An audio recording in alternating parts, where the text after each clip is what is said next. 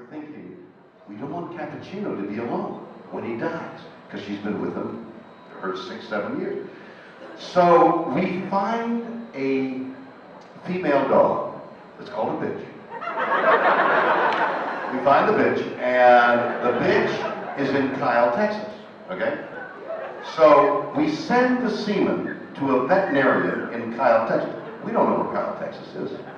We know the bitch is there, and the lady, Tina is got the bitch. So Tina and Elizabeth and I are conferring about getting the right semen at the right time and the bitch coming in. You know, it's all breeding.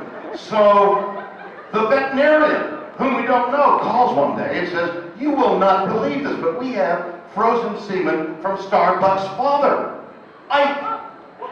Ike, we've got great semen from Ike, and we don't know the motility of Starbucks semen is a little strange, so we don't know whether, but what I'm going to do is, when the bitch comes in, when the egg is at the prime, there's like an hour or two, like the prime time, but 12 hours before that, I'll impregnate her with Starbucks semen, and 12 hours after that, I'll impregnate her with Ike semen, we'll straddle, and we'll get puppies, and we won't know whether it's Starbucks or Starbucks' father, but at that point it doesn't matter." 11 weeks later, gestation period for puppies, 6 baby girls, 6 puppies are born. So we say, we're going to take 1, maybe 2 puppies. We're thinking, we can only really handle 1. We got 2 dobies at home, but what about the puppy alone and taking her away from the litter, and she'll be alone, and then how do we acquaint? So when we get, Liz and I on the way to flying into Austin, figure we'll take 2 pairs. Now we rent a car, and we put in the GPS her address, which takes us through Kyle, Texas.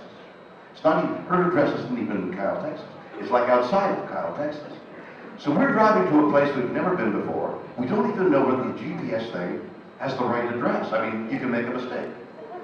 So last Friday, a week ago Friday, we drive up to this, no, a week ago Thursday, we drive up to this strange house, and I walk in and I knock on the door.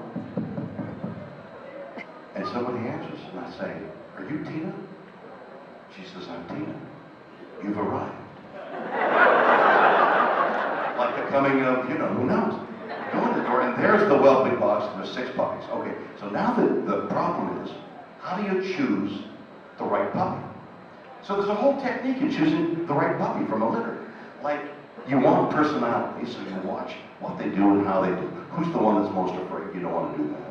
A Doberman that's afraid is a dangerous animal. You don't want one that's too aggressive, and then a Doberman that's aggressive is a dangerous animal. So there's this whole thing. Not only that, but you want confirmation. Maybe we would show a Dobie puppy. Years ago, when I first started in Dobies, many years ago, I had a great male dog.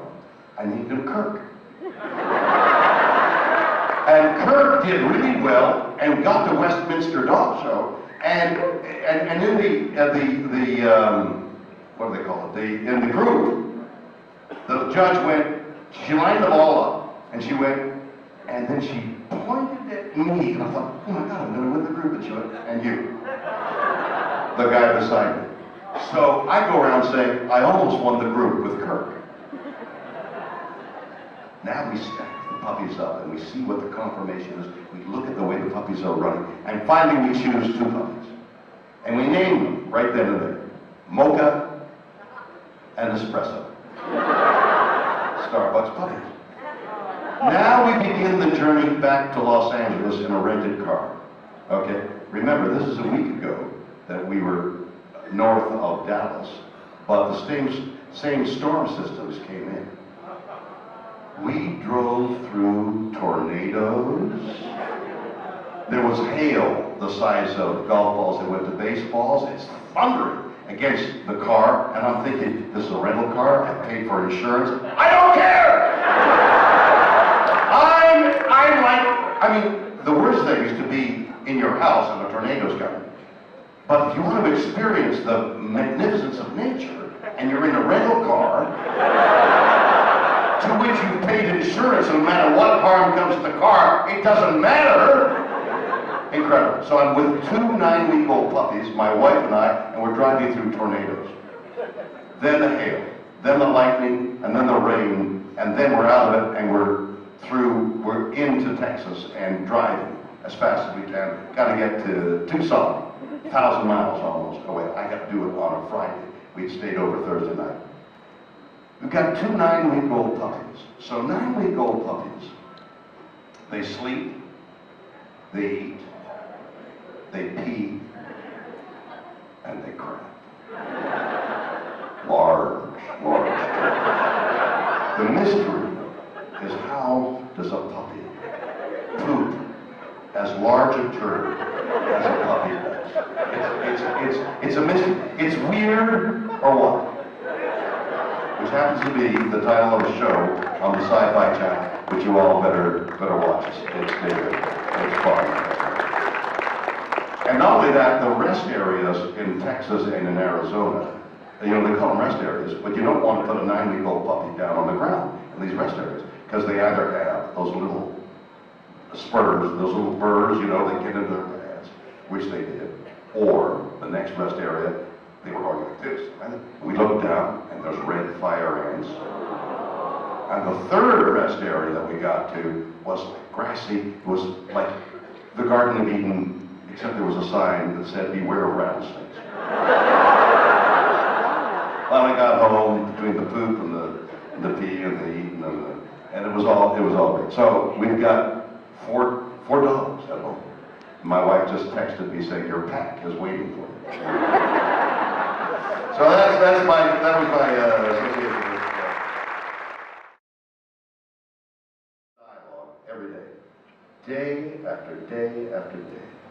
And sometimes you don't get the pages until you walk on the set. There have been many times when I finished yesterday's work, I didn't know what to do today, as I walk on the set. I'm handed the picture. I've learned the lines right now.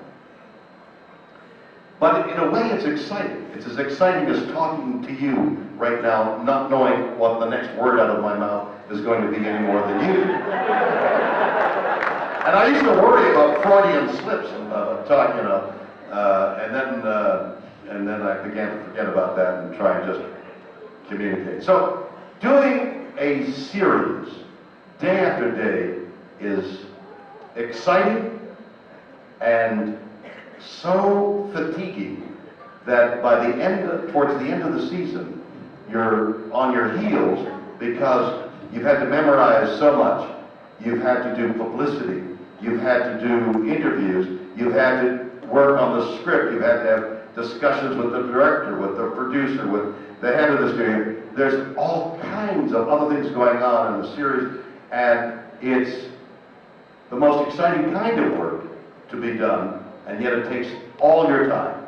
I had many family problems. I've done many series, and I've had many family problems based on the fact that I could never get home during the 8 months it took to shoot the series.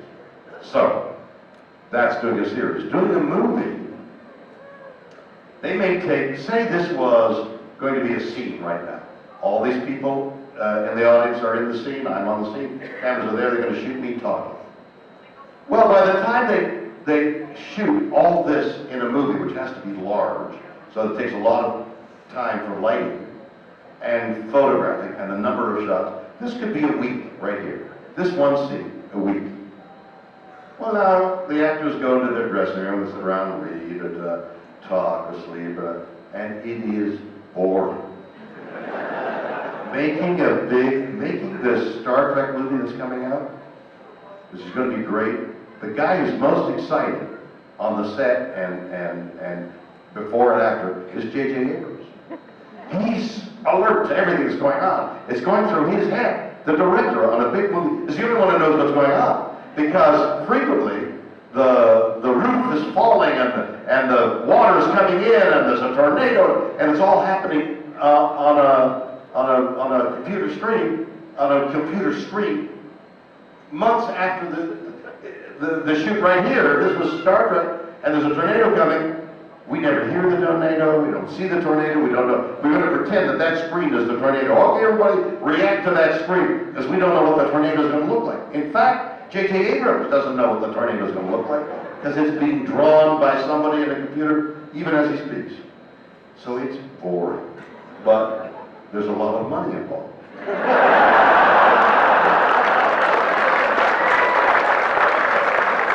So it gets to be less boring, you know what I mean? The money is exciting. And sometimes in a movie, there could be a great scene, and you could spend time getting that scene, and then it becomes an actor's job.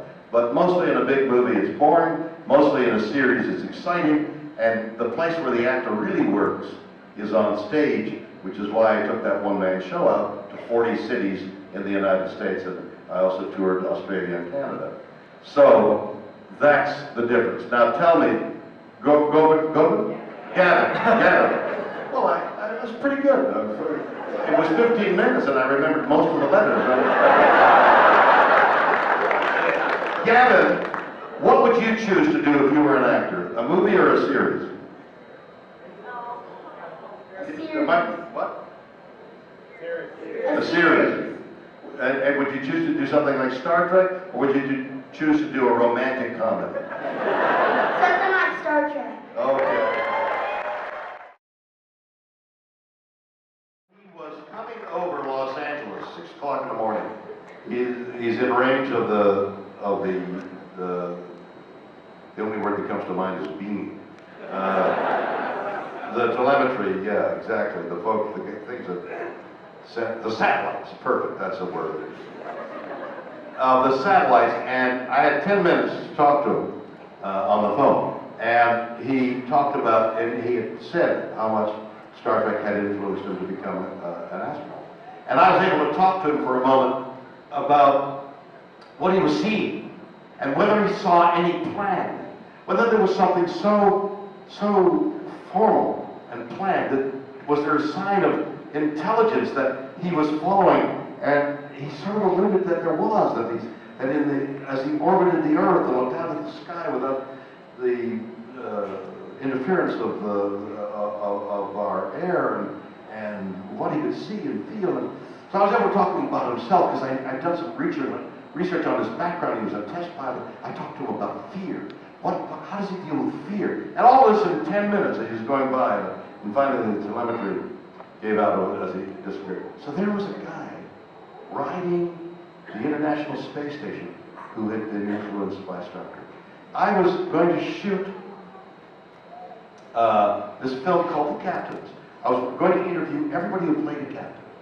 I wanted to see what there was in common that we all had. But Patrick was in England, and others were scattered around this country. And I needed to get on an airplane, but I didn't have the time or the energy to go through airports and I needed a private plane, but the cost of the private plane was more than the whole film. So I called an airplane manufacturer in Canada, Bombardier. And I said, can I speak to the CEO, please? And they put me through his office. I was using my name, and guy picked it up. Hello, I'm the CEO. I said, my name is Shatner. He said, oh, Shatner, how are you? I said, I'm shooting this film and I need a plane. Can you lend me a plane? That's what I expected. And he said yes. And within a very short period of time, he lent me a plane that sat 8 or 9 people. It was a large Bombardier plane, flew us to England, flew us to New York, flew us all the way back to Los Angeles, Toronto. He lent me a plane. You know why? As a kid, he watched Star Trek. He became an aeronautical engineer. As a result of being an aeronautical engineer, he entered the workforce at Bombardier and is now the CEO of Bombardier. All because of Star Trek. And he greeted me on the airplane. The airplane landed in Toronto. Yeah.